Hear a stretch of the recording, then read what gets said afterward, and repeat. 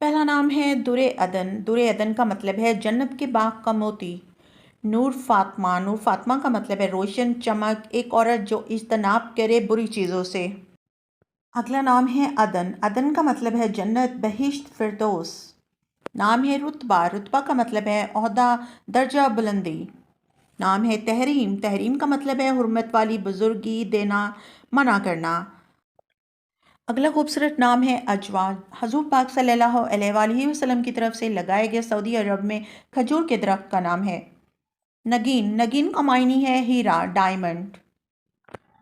नाम है हिरा। हिरा का मतलब है हजूर पाक सल्लल्लाहु अलैहि वसल्लम पर जिस जगह कुरान पाक नाजिल हुआ, मुकद्दस जगह का नाम। नाम है महरमा। महरमा का मतलब है मोहब्बत करने वाली या प्यार करने वाली। परीज़े। परीज़े का मतलब है परी, चेहरा, प्यारी।